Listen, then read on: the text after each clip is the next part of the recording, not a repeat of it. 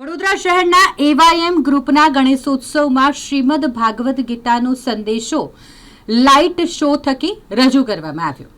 વડોદરા શહેરના વાસણા રોડ પર આવેલી સબરી સ્કૂલ અને જ્યાં અનંત પાર્ક યુવક મંડળ દ્વારા બાપ્પાની સ્થાપના કરવામાં આવે છે। વર્ષોથી પર્યાવરણને અનુકૂળ માટીની પ્રતિમાની સ્થાપના તેઓ કરે છે। લગભગ વર્ષ 1991 થી તેઓ દ્વારા બાપ્પાની સ્થાપના કરવામાં આવે છે।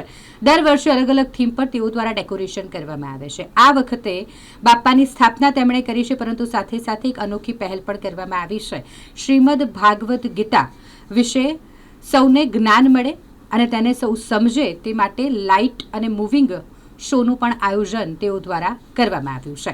અનંત પાર્ક યુવક મંડળના શ્રીજી કે જ્યાં સાંજે 8 વાગે આરતી પૂર્ણ થયા બાદ 5 મિનિટના લાઇટ શો અને મૂવિંગ શોનું આયોજન કરવામાં આવ્યું અને જેમાં તેઓ દર્શાવતા હતા ભગવદ્ ગીતાનો એક પ્રસંગ જેને દર્શાવવામાં આવ્યો આ લાઇટ અને મૂવિંગ શો દરમિયાન, અને જેને નિહાળવા માટે પણ મોટી સંખ્યામાં શ્રીજીના ભક્તો ત્યાં ઉપસ્થિત રહેતા હતા। જ્યારે કુરુક્ષેત્રમાં અર્જુન પોતાના સગા સંબંધીઓને કૌરવ સેનામાં જોઈને યુદ્ધ કરવાની ના પાડી દે છે, ને ત્યારે ભગવાન શ્રી કૃષ્ણ તેને ધર્મ યુદ્ધ કરવા માટે જે સમજણ પૂરી પાડે છે, અને ત્યારબાદ જ્યારે અર્જુન તૈયાર થાય છે ધર્મ યુદ્ધ કરવા માટે, આખો જ પ્રસંગ અહીં મૂવિંગ શો દરમિયાન દર્શાવવામાં આવ્યો। ભગવદ્ ગીતાને એક ધાર્મિક પુસ્તક તરીકે નહીં પરંતુ જીવનમાં ઉતારવા માટેની એક પ્રસંગ ગણે લોકો અને તેને સમજે તે માટે આ આયોજન એવાયએમ ગ્રુપ દ્વારા કરવામાં આવ્યું છે।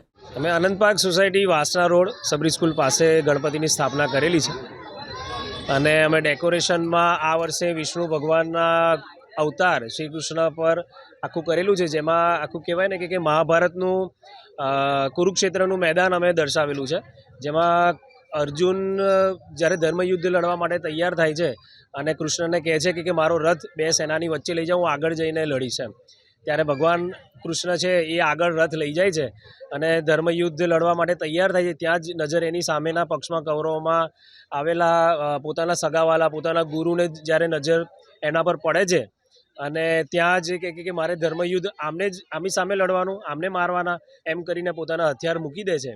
ત્યારે શ્રી કૃષ્ણ ભગવાન એને આખી શ્રીમદ ભગવદ્ ગીતા કહે છે અને કહેવાય કે એને મનમાં જેટલા બી પ્રશ્નો હતા એ બધા જ પ્રશ્નોનું નિરાકરણ લાવે છે અને ફરીથી ધર્મયુદ્ધ લડવા માટે અર્જુન તૈયાર થઈ જાય છે। અમે આ જે ડેકોરેશનને આજે આખી 5 મિનિટનો શો અમે કરીએ છીએ રોજે, જેમાં કહેવાય ને કે જે અર્જુનને થયેલા પ્રશ્નોનો જે પણ હતું એનું નિરાકરણ લાવવાનો પ્રયત્ન કરે છે। એના 2-3 શ્લોક પણ અમે ઉમેરેલા છે। એટલે આ થીમનો વિચાર અમને એના માટે આવ્યો કે આજે જોવા જઈએ તો કે હિન્દુ ધર્મમાં આપણે શ્રીમદ ભગવદ્ ગીતા આપણો ધાર્મિક ગ્રંથ જે છે એ ફક્ત ને ફક્ત મંદિરમાં લાલ કપડામાં વીંટીને મૂકી રાખીએ છીએ। એનો અભ્યાસ કરવાનો કે ભગવાને સરસ મજાનો આવા જીવનને વિકાસલક્ષી કે જીવનમાં કોઈ દિવસ નિરાશા ના આવે એના માટેના પ્રશ્નોના નિરાકરણ ભગવાને કીધા છે, એ ક્યારેય અભ્યાસ કરવાનો કે વાંચવાનો પ્રયત્ન નથી કરતા। તો આજે આપણે એની શરૂઆત નહીં કરીએ તો આપણા બાળકો સુધી કે આવતી પેઢી સુધી આપણે કેવી રીતે લઈ જઈ શકીશું? એના જ અંશ રૂપે એ જ શીખ રૂપે આજે અમે સરસ મજાની કહેવાય ને કે આ ડેકોરેશન 5 મિનિટનો લાઈવ શો સાથે બતાવીએ છીએ। મારું નામ ભાવેશ વાસણ છે।